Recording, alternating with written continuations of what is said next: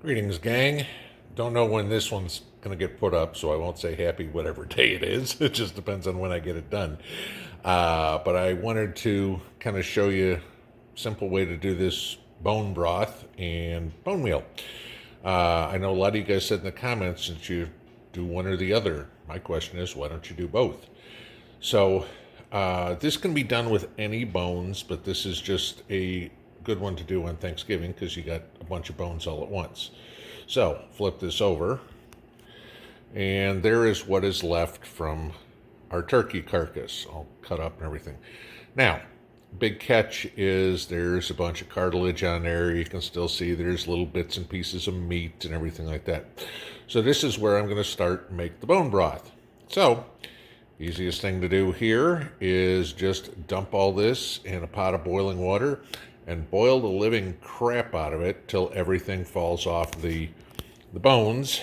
So we will take it and put it into this big old stew pot again. Get everything out of there. And we're just going to let that boil down for a couple hours and till all the meat's off and everything, and we can pick off nice clean bones.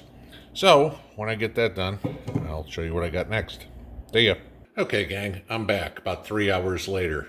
So I have now boiled down all my turkey carcass, and I am left with a pot of bone broth, which, as you can see there, is full of all the little meat chunks and everything like that. So good for soups or stews or whatever you want, but get another meal out of that for sure.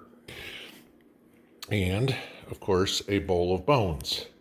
Now, big key is, as your bones are finished boiling, take them out of the pot. I just used some ice tongs here. Okay, took them out and rinse them off. The idea is to get all the meat and the collagen and everything that you can off your bones.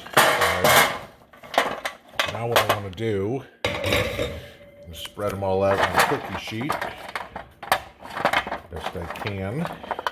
See if I can do this one-handed while holding the camera with the other. All right. And now I've got them all spread out. I will take this and throw it in the oven at 250. You want low heat. And I'm just trying to dry the bones out. I'm not trying to cook them. All right. You'll know when they're done when literally I can take like this one and snap it in half. Okay. So this again will take a few hours. So, all right. I'll be back when the next part's done. All right. So I'm back again about 3 hours later. And so this is what I've got. Looks like an archaeological dig or something like that. So I'll show you here this part. I'm going to set it back down. But this is what I was saying. So if I can take a bone and snap it, I know I'm dry. And I just had two pieces that Mrs. P is going to pick up. So my next step is to put them all in a plastic bag. 2 plastic bags, because you'll wrap it in a towel and beat the hell out of it with a hammer. So I'll show you what I'm doing here in a second. All right, so out in the backyard I am, and I have some bones, not all of them, because I'm doing a couple of batches here. Plastic bag inside another plastic bag. Make sure you do not seal the bag all the way, because you need to let some of that air get out. Otherwise, you're just going to bust your bag. Wrap it up in a towel. Doing this on the concrete. Move this down here. All I'm going to do is literally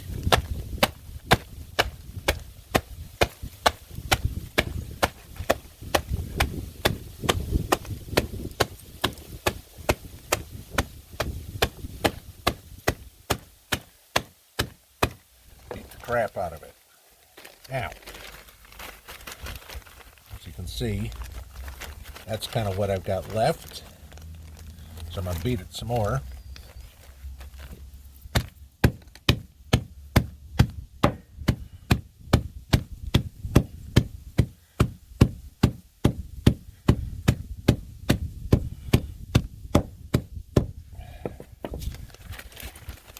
now I've got a relatively fine powder in there, okay?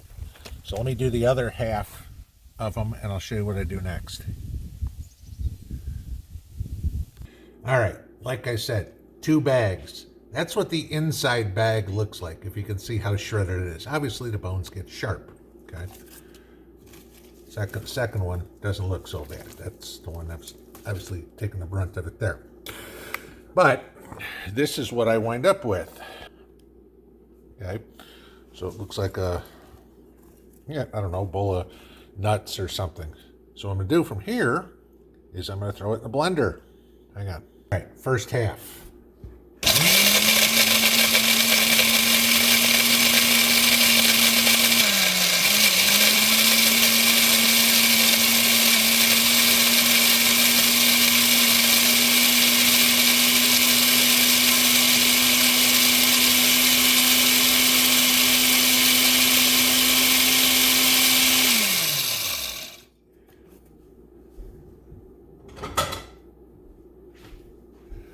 Grab a bowl.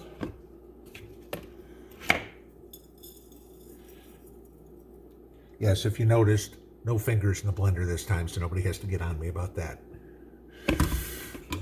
All right. Second load.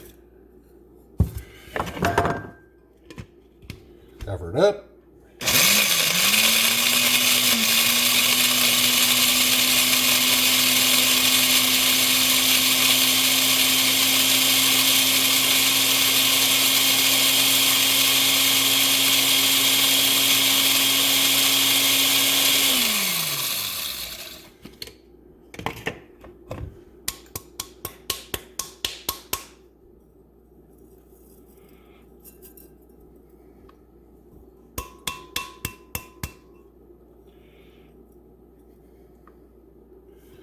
A little bit off the side. There we go.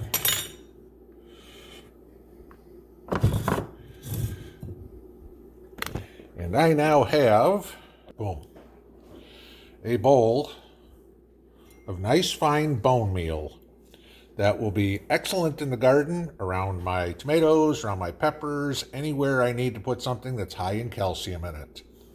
Okay, so after all that is done, I wind up with about 3/4 of a pint of bone meal here. Put it in a canning jar, stick it away till next spring.